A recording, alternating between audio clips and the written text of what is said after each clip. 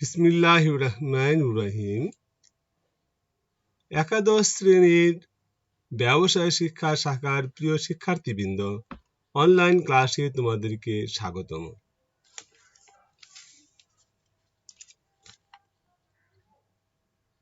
রবীন্দ্রনাথ ঠাকুরের দুইটি লাইন দিয়ে আমি আমার ক্লাস শুরু করতে চাই। রবীন্দ্রনাথ ঠাকুর তিনি বলেছেন, দয়া বলে কে গো তুমি, মুখে নাই কথা, অশ্রু ভরা আখি বলে আমি কৃতজ্ঞতা। প্রিয় শিক্ষার্থীবৃন্দ, কৃতজ্ঞতা প্রকাশ করা একটি মহৎ গুণ। এ সম্পর্কে হযরত আলী রাদিয়াল্লাহু আনহু বলেছেন, যাহার বুদ্ধি নাই তাহার নিকট কৃতজ্ঞতা আশা করিও না।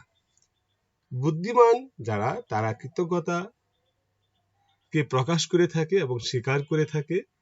যাদের বুদ্ধি নেই, তারাই কৃতজ্ঞতাকে স্বীকার করতে দ্বিধা বোধ করে থাকে বা করে না। প্রিয় শিক্ষার্থীবৃন্দ, তোমরা যাদের কাছে কোনো দয়া বা অনুগ্রহ গ্রহণ করো না কেন, তাদের সেই দয়া বা অনুগ্রহকে অবশ্যই স্বীকার করবে। এই প্রত্যাশা রেখে আমি মোহাম্মদ উকিলউদ্দিন, সহকারী অধ্যাপক হিসাব বিজ্ঞান, Lions school and college Rangpur এর পক্ষ থেকে একাদশ শ্রেণীর হিসাব বিজ্ঞান প্রথম পত্র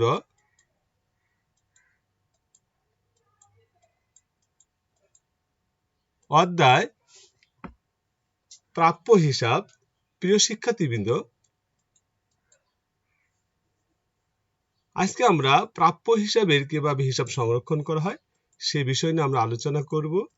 আমি আশা করি তোমরা তোমাদের খাতা, কলম, পেন্সিল, ক্যালকুলেটর নিয়ে প্রস্তুত থাকবে। প্রিয় শিক্ষার্থীবৃন্দ, আমরা আমাদের আজকের পাঠ হিসাব বিজ্ঞান প্রথম পত্রের অধ্যায় পঞ্চম প্রাপ্য হিসাবের হিসাব সংরক্ষণ।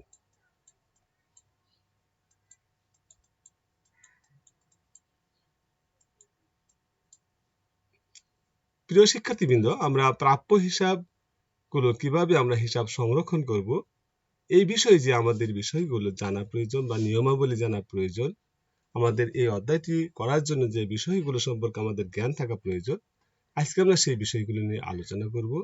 প্রিয় শিক্ষার্থীবৃন্দ, তোমরা মনোযোগ দিয়ে সেই আলোচনাগুলো শোনা এবং আয়ত্ত করার চেষ্টা করবে।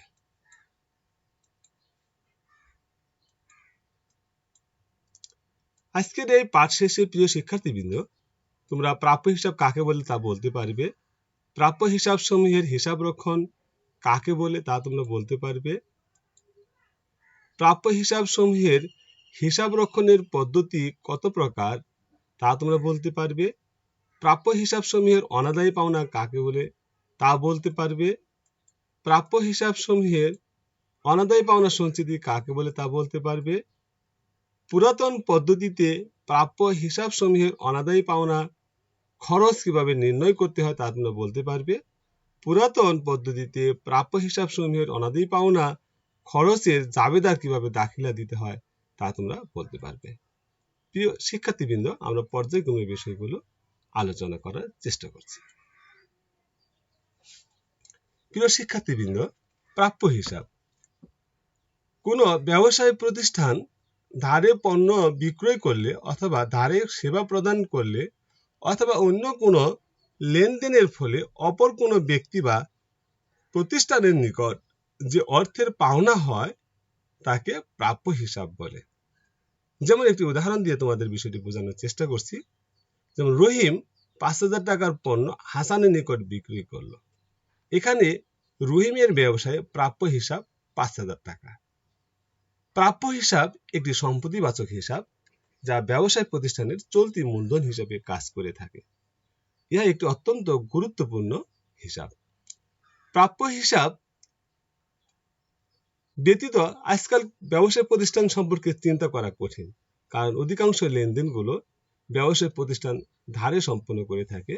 যখনই কোনো ব্যবসায় প্রতিষ্ঠান ধারে লেনদেন সম্পন্ন করে থাকে, তখনই প্রাপ্য হিসাবের উৎপত্তি বা আবির্ভাব বা সৃষ্টি হয়ে থাকে। প্রিয় শিক্ষার্থীবৃন্দ, প্রাপ্য হিসাব একটি চলতি হিসাব, চলতি সম্পদ যা আর্থিক অবস্থা বিবরণী চলতি সম্পত্তিতে বসে থাকে। এবং এই প্রাপ্য হিসাবের সাথে আরো যে বিষয়গুলো রয়েছে সেই বিষয়গুলো নিয়ে আমরা আলোচনা করব এবং আলোচনার মাধ্যমে প্রাপ্য হিসাবের সাথে যে বিষয়গুলো জড়িত সে সম্পর্কে আমরা ধারণা পাব। প্রিয় শিক্ষার্থীবৃন্দ, প্রাপ্য হিসাবের একটি বিষয় হলো অনাদায়ী পাওনা বা অনাদায়ী দেনা বা কুঋণ। প্রাপ্য হিসাবের যে অংশের টাকা আদায় করার সকল প্রচেষ্টা চালানোর পরও তা আদায় করা সম্ভব হয় না, সেই অংশকেই বলা হয় অনাদায়ী পাওনা বা অনাদায়ী দেনা বা কুঋণ। দেখো প্রিয় শিক্ষার্থীবৃন্দ, যে প্রাপ্য হিসাব থেকে আরেকটি হিসাবের উৎপত্তি হয়ে থাকে, সেই হিসাবটাকে আমরা অনাদায়ী দেনা বলতে পারি বা অনাদায়ী পাওনা বলতে পারি বা কুঋণ বলতে পারি। তাহলে অনাদায়ী পাওনা বা অনাদায়ী দেনা বা কুঋণ কাকে বলে সে বিষয়ে তোমাদেরকে বলতে চাচ্ছি। আবার বলতে চাচ্ছি যে প্রাপ্য হিসাবের যে অংশের টাকা আদায় করার সময় হয়েছে কিন্তু আদায় করার সকল চেষ্টা করার পরও আদায় করা সম্ভব হয় নাই এবং ভবিষ্যতে এই টাকাটা আদায় করা যাবে না, এই অংশটাকে বলা হয় অনাদায়ী পাওনা বা অনাদায়ী দেনা বা কুঋণ। এখন অনাদায়ী পাওনা সঞ্চিতি বা অনাদায়ী দেনা সঞ্চিতি বা কুঋণ সঞ্চিতি কাকে বলে? প্রাপ্য হিসাবে যে অংশের টাকা আদায় করা সম্ভব হতেও পারে, আবার আদায় না হওয়ার আশঙ্কাও আছে, তার জন্য চলতি বছরের লাভের একটি অংশ কেটে রাখা হয়, সেই অংশকে অনাদায়ী পাওনা সঞ্চিতি বা অনাদায়ী দেনা সঞ্চিতি বা কুঋণ বলা হয়ে থাকে, যা বিশদ আয় বিবরণীর ব্যয় হিসাবে অন্যদিকে দেখানো হয়ে থাকে। প্রিয় শিক্ষার্থীবৃন্দ, তার অনাদায়ী পাওনা একটি সরাসরি ব্যয় যা বিশদ আয় বিবরণীর ব্যয় হিসেবে দেখানো হয়ে থাকে। অনাদায়ী পাওনা সঞ্চিতি একটি সম্ভাব্য ব্যয়, এই সম্ভাব্য ব্যয়কেও ব্যয় হিসেবে গণ্য করে বিশদ আয় বিবরণীতে প্রদর্শন বা দেখানো হয়ে থাকে। তাহলে অনাদায়ী পাওনা সঞ্চিতি আরেকবার তোমাদেরকে বলার চেষ্টা করছি যে প্রাপ্য হিসাবের যে অংশের টাকা আদায় করা সম্ভব হতেও পারে, আবার আদায় না হওয়ার আশঙ্কাও আছে, তার জন্য চলতি বছরের লাভের একটি অংশ কেটে রাখা হয়, সেই অংশকেই অনাদায়ী পাওনা সঞ্চিতি বা অনাদায়ী দেনা সঞ্চিতি বা কুঋণ সঞ্চিতি বলা হয়ে থাকে। প্রিয় শিক্ষার্থীবৃন্দ, তোমরা এখানে আরেকটি বিষয় তোমরা জানতে পারো যে দেখো, দেনাদারের যে অংশ আদায় করা সম্ভব নয় বা আদায় করার চেষ্টা করার পরেও আদায় করা যায় নাই, তাকে অনাদায়ী পাওনা বা অনাদায়ী দেনা বা কুঋণ বলা হয়ে থাকে। আরো যে দেনাদার রয়েছে, দেনাদারের কিছু কিছু হয়তো মেয়াদ 2 মাস, 3 মাস, 4 মাস বা 5 মাস পরে মেয়াদ উত্তীর্ণ হবে। যে সমস্ত দেনাদারের মেয়াদ ভবিষ্যতে উত্তীর্ণ হবে এবং এই দেনাদার থেকেও কিন্তু কিছু টাকা আদায় হওয়ার না হওয়ার আশঙ্কা থেকে যায়। অর্থাৎ আমি 1 মাস পর বা 2 মাস পর বা 3 মাস পর বা 4 মাস পর আমি দেনাদারের কাছ থেকে যে টাকাগুলো আমি আদায় করব, মেয়াদ দেওয়া থাকে, এই আদায় করার ক্ষেত্রে সব দেনাদারের টাকা কিন্তু আদায় করা সম্ভব নাও হইতে পারে। তো এখানে অতীত অভিজ্ঞতার ভিত্তিতে ভবিষ্যতে দেনাদারের যে অংশ আদায় না হওয়ার আশঙ্কা থাকে, এই অংশটার জন্যই অনাদায়ী পাওনা সঞ্চিতি বা অনাদায়ী দেনা সঞ্চিতি বা কুঋণ সঞ্চিতি বলা হয়, যা একটি সম্ভাব্য ব্যয়। এই সম্ভাব্য ব্যয়কে রক্ষণশীল নীতি অনুযায়ী একটি ব্যবসায়িক প্রতিষ্ঠান তা ব্যয় হিসেবে বিশদ আয় বিবরণীতে প্রদর্শন করে থাকে। আমি আশা করি তোমরা অনাদায়ী পাওনা এবং অনাদায়ী পাওনা সঞ্চিতি সম্পর্কে একটি স্পষ্ট ধারণা পেয়েছ।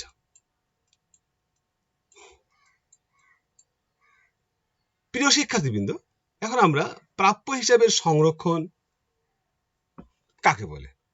দেখো, প্রাপ্য হিসাব বা দেনাদার একটি চলতি সম্পদ। এই চলতি সম্পদের মধ্যে অনাদায়ী পাওনা হয় এবং অনাদায়ী পাওনা সঞ্চিতিও থাকে। এই অনাদায়ী পাওনা এবং অনাদায়ী পাওনা সঞ্চিতি বিশদ আয় বিবরণীতে দেখাইতে হয় এবং অবশিষ্ট অংশকে আর্থিক অবস্থা বিবরণীতে দেখাইতে হয়। যে প্রাপ্য হিসাবের এই সামগ্রিক কার্যক্রম যে হিসাব ব্যবস্থার মাধ্যমে সুসম্পন্ন করা হয় তাকে প্রাপ্য হিসাব সমূহের হিসাব সংরক্ষণ বলা হয়ে থাকে। তাহলে প্রিয় শিক্ষার্থীবৃন্দ, ধারে বিক্রয়ের ফলে বা ধারে সেবা প্রদানের ফলে বা অন্য কোনো কারণে যে প্রাপ্য হিসাবের উৎপত্তি হয়ে থাকে। এই প্রাপ্য হিসাবের একটি অংশ অনাদায়ী পাওনা হয়, যা বিশদ আয় বিবরণীতে দেখানো প্রয়োজন হয়, এবং এই প্রাপ্য হিসাবের আরেকটি অংশ অনাদায়ী পাওনার সঞ্চিতি, যা ভবিষ্যতে আদায় হওয়ার না হওয়ার দুটিই সম্ভাবনা থাকে।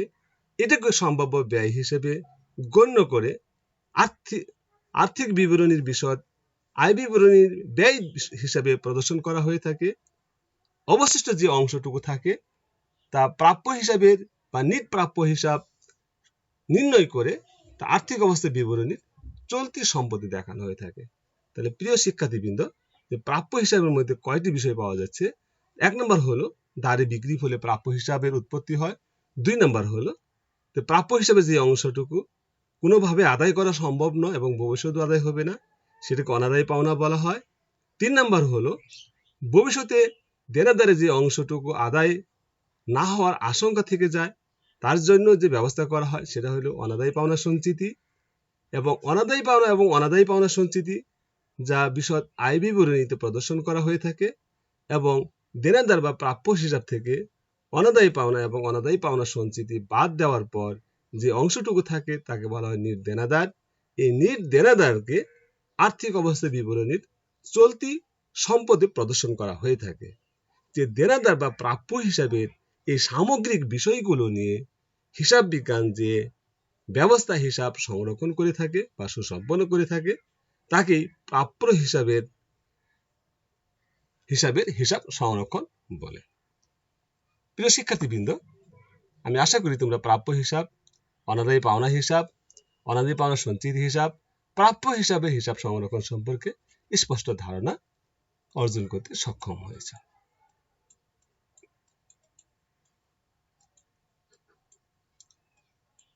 প্রিয় শিক্ষার্থীবৃন্দ, প্রাপ্য হিসাবের হিসাব রক্ষণের পদ্ধতির প্রকারভেদ।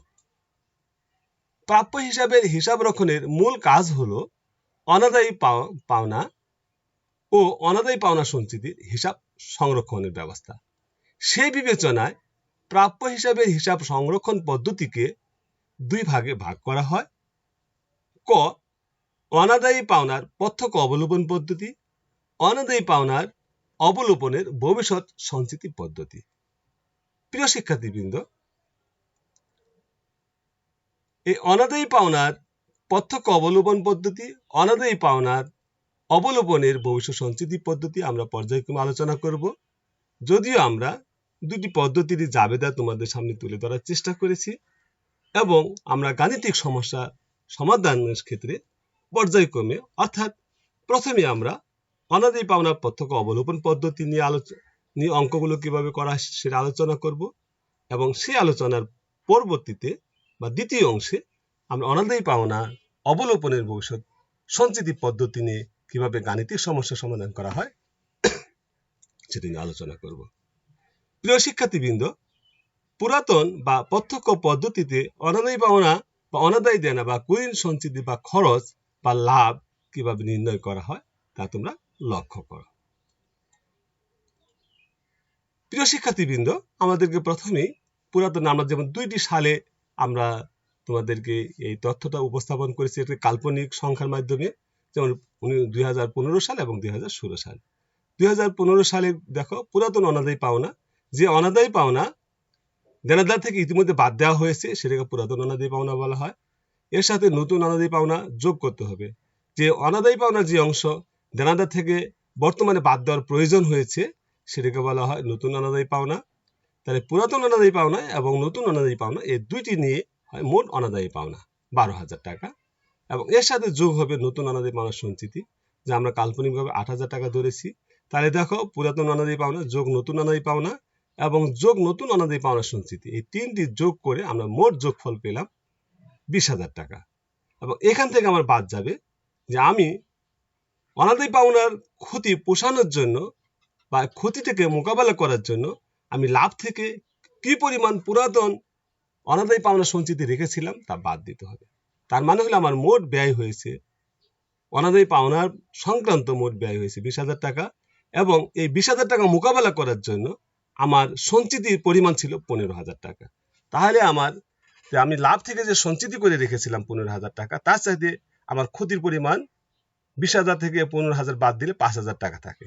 এই 5,000 টাকা বেশি ক্ষতি হয়েছে, এই বেশি ক্ষতিটাকে বলা হবে প্রাপ্ত ফলাফল, যা ক্ষতি হিসাবে গণ্য হবে এবং বিশদ আয় বিবরণীর ব্যয় হিসাবে গণ্য হবে। প্রিয় শিক্ষার্থীবৃন্দ, আমি আশা করি তোমরা বিষয়টি বুঝতে পেরেছ। তার মানে আমাদের 4টি বিষয় এখানে আছে। একটি হলো পুরাতন অনাদায়ী পাওনা, আরেকটি হলো নতুন অনাদায়ী পাওনা 2টি, আরেকটি হলো নতুন অনাদায়ী পাওনা সঞ্চিতি। 3টি যোগ করতে হবে এবং পুরাতন অনাদায়ী পাওনা সঞ্চিতি বাদ দিতে হবে। যদি পুরাতন অনাদায়ী পাওনা সঞ্চিতি ছোট হয় তাহলে ক্ষতি হবে, যদি পুরাতন অনাদায়ী পাওনা সঞ্চিতি বড় হয় তাহলে লাভ হবে। তাহলে 2015 সালে অনাদায়ী পাওনা বাবদ আমাদের ক্ষতি বা ব্যয় হয়েছে 5,000 টাকা। এখন আমরা 16 সালে একটা কাল্পনিক গাণিতিক মাধ্যমে তোমাদের বিষয়টা আবার বোঝানোর চেষ্টা করছি। দেখো, 16 সালে পুরাতন অনাদায়ী পাওনা আছে 3,000 টাকা, নতুন অনাদায়ী পাওনার পরিমাণ নির্ধারণ হলো 2,000 টাকা, মোট অনাদায়ী পাওনার পরিমাণ হলো 5,000 টাকা। 3,000 সাথে 2,000 যোগ করে 5,000 টাকা এবং এর সাথে যোগ হবে নতুন অনাদায়ী পাওনা সঞ্চিতি, তার পরিমাণ 2,000 টাকা। তাহলে 5,000 টাকার সাথে 2,000 যোগ হয়ে মোট পরিমাণ দাঁড়ায় 7,000 টাকা। এবং আমার বিগত বছরে যেটা নতুন অনাদায়ী পাওনা সঞ্চিতি ছিল, পরবর্তী বছর তার মানে 15 সালের যেটা শেষে ছিল, অর্থাৎ 15 সালে যেটা নতুন অনাদায়ী পাওনা সঞ্চিতি, 16 সালে সেটা পুরাতন অনাদায়ী পাওনা সঞ্চিতি দাঁড়াবে। তাহলে 15 সালের নতুন অনাদায়ী পাওনা সঞ্চিতি ছিল 8,000 টাকা, যা 16 সালে পুরাতন অনাদায়ী পাওনা সঞ্চিতি হিসেবে আসবে এখানে 8,000 টাকা। তাহলে আমার মোট ক্ষতি ছিল 7,000 টাকা এবং সঞ্চিতির পরিমাণ ছিল 8,000 টাকা। তাহলে আমার ক্ষতির চাইতে সঞ্চয়ের পরিমাণ আমার 1,000 টাকা বেশি ছিল, যা কারবারে লাভ হিসেবে গণ্য হবে এবং বিশদ আয় বিবরণীর আয় হিসেবে প্রদর্শন করতে হবে। প্রিয় শিক্ষার্থীবৃন্দ, পুরাতন বা প্রত্যক্ষ পদ্ধতিতে অনাদায়ী পাওনা বা অনাদায়ী দেনা বা কুঋণ বাবদ খরচ বা লাভ কিভাবে নির্ণয় করতে হয় সে সম্পর্কে তোমাদের একটি ধারণা দেওয়া হলো। আমি আশা করি এই বিষয়গুলো যদি তোমরা মনে রাখতে পারো তাহলে এই অধ্যায়ের অঙ্ক করা তোমার জন্য সহজ হবে। প্রিয় শিক্ষার্থীবৃন্দ, এখন পুরাতন অনাদায়ী পাওনা কাকে বলে? অনাদায়ী পাওনার যে অংশ ইতিমধ্যে প্রাপ্য হিসাব বা দেনাদার থেকে বাদ দেয়া হয়েছে সে অংশকে পুরাতন অনাদায়ী পাওনা বলে। নতুন অনাদায়ী পাওনা কাকে বলে? অনাদায়ী পাওনার যে অংশ এখনো বাদ দেয়া হয় নাই কিন্তু প্রাপ্য হিসাব বা দেনাদার থেকে বাদ দিতে হবে, তাকে নতুন অনাদায়ী পাওনা বলে। পুরাতন অনাদায়ী পাওনার সঞ্চিতি কাকে বলে? বিগত বছরের নতুন অনাদায়ী পাওনার সঞ্চিতিকে চলতি বছরের শুরুতে তা পুরাতন অনাদায়ী পাওনার সঞ্চিতি বলে। নতুন অনাদায়ী পাওনার সঞ্চিতি কাকে বলে? দেনাদার থেকে চলতি বছরের জন্য যে অনাদায়ী পাওনার সঞ্চিতি রাখা হয় তাকে নতুন অনাদায়ী পাওনার সঞ্চিতি বলে। তাহলে প্রিয় শিক্ষার্থীবৃন্দ, পুরাতন অনাদায়ী পাওনা, নতুন অনাদায়ী পাওনা, পুরাতন অনাদায়ী পাওনা সঞ্চিতি এবং নতুন অনাদায়ী পাওনা সঞ্চিতি কাকে বলে সে সম্পর্কে তোমাদের ধারণা দেওয়া হলো। আমি আশা করি এই বিষয়গুলো সম্পর্কে তোমরা যদি স্পষ্ট ধারণা ধরে রাখতে পারো তাহলে এই অধ্যায়ে তোমরা অঙ্ক করতে সক্ষম হবে। এখন প্রাপ্য হিসেবের কিভাবে জাবেদা দাখিলা দেওয়া হয় তার সনাতন পদ্ধতি বা পুরাতন পদ্ধতি নিয়ে আমরা আলোচনা করব। প্রথমেই দেখো, যখন নতুন পুরাতন অনাদায়ী পাওনার জন্য কোনো জাবেদা দেওয়ার প্রয়োজন হবে না, কেননা যে অনাদায়ী পাওনা ইতিমধ্যে দেনাদার থেকে বাদ দেওয়া হয়েছে বা দেখানো হয়েছে সেটার জন্য দেনাদার থেকে আর নতুন জাবেদা দেওয়ার প্রয়োজন নেই। তাহলে আমাদের প্রথমে জাবেদা দাখিলার প্রয়োজন হতে পারে নতুন অনাদায়ী পাওনা যখন ধার্য করা হয় বা নতুন অনাদায়ী পাওনা যখন দেনাদার থেকে বাদ দেওয়ার প্রয়োজন হয়, তখন অনাদায়ী পাওনা হিসাব ডেবিট, বিবিধ দেনাদার বা প্রাপ্য হিসাব ক্রেডিট। মোট অনাদায়ী পাওনা বা মোট অনাদায়ী পাওনাকে যখন অনাদায়ী পাওনার সঞ্চিতি হিসাবে স্থানান্তর করা হয় তখন অনাদায়ী পাওনার সঞ্চিতি হিসাব ডেবিট এবং অনাদায়ী পাওনা হিসাব ক্রেডিট, অর্থাৎ মোট অনাদায়ী পাওনা ক্রেডিট হবে। তাহলে মোট অনাদায়ী পাওনাকে যখন অনাদায়ী পাওনার সঞ্চিতি হিসাবে স্থানান্তর করা হবে তো অনাদায়ী পাওনার সঞ্চিতি হিসাব ডেবিট, অনাদায়ী পাওনা হিসাব ক্রেডিট। এখানে অনাদায়ী পাওনা কিন্তু মোট অনাদায়ী পাওনাটা আসবে, অর্থাৎ নতুন অনাদায়ী পাওনা এবং পুরাতন অনাদায়ী পাওনা এই দুইটি অনাদায়ী পাওনার যোগফলটা এখানে আসবে। এখন এই যোগফল আসার পর অনাদায়ী পাওনার সঞ্চিতি হিসাবে এখন লাভও হতে পারে আবার ক্ষতি হতে পারে। যদি ক্ষতি হয় তাহলে তোমাকে লিখতে হবে বিশদ আয় বিবরণ হিসাব ডেবিট, অনাদায়ী পাওনার সঞ্চিতি হিসাব ক্রেডিট। যদি অনাদায়ী পাওনার সঞ্চিতি হিসাবে আয় হয় তাহলে লিখতে হবে অনাদায়ী পাওনার সঞ্চিতি হিসাব ডেবিট, বিশদ আয় বিবরণ হিসাব ক্রেডিট। প্রিয় শিক্ষার্থীবৃন্দ, এই ছিল আমাদের সনাতন পদ্ধতি অনুযায়ী প্রাপ্য হিসাব সংরক্ষণের জাবেদা দাখিলা সমূহ। আমি আশা করি এই জাবেদা দাখিলাগুলো তোমরা আয়ত্ত করতে সক্ষম হবে।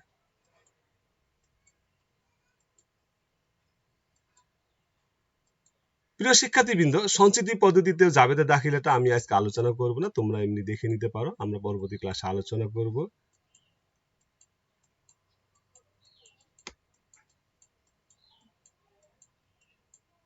তোমাদের জন্য রাখা হলো। আমি আশা করি এর পরবর্তী ক্লাসে আরো একটু আলোচনা করব, যাতে তোমাদের মধ্যে যাদের এখনো একটু ঘাটতি থাকবে তারা পরবর্তী ক্লাসের মাধ্যমে যে ঘাটতি পূরণ করতে সক্ষম হবে।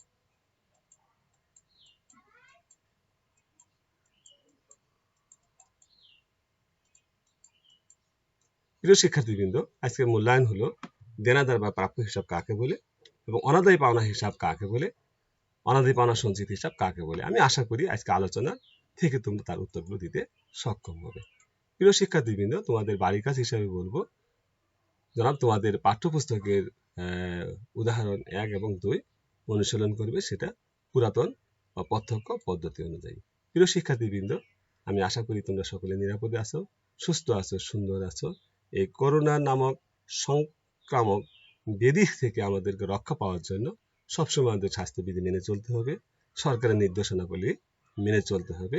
আমি আশা করি তা তোমরা মেনে চলতে সক্ষম হবে এবং তোমরা তোমাদের পাঠ্যক্রম যথারীতি চালিয়ে যাবে এবং আমরা অবশ্যই আগামী দিনে সুদিন আশা করি, যেদিন আমরা স্বাভাবিকভাবে ফিরে আসতে পারবো, আমাদের স্বাভাবিক ক্লাসে আমরা ফিরে আসতে পারবো। ততদিন পর্যন্ত আমরা ধৈর্য ধরবো। তোমরা সকলেই ভালো থাকো, সুস্থ থাকো, সুন্দর থাকো, এই প্রত্যাশা রেখে তোমাদের সকলকে ধন্যবাদ জানিয়ে আমি এখানে ইতি টানছি। আল্লাহ হাফেজ। আসসালামু আলাইকুম।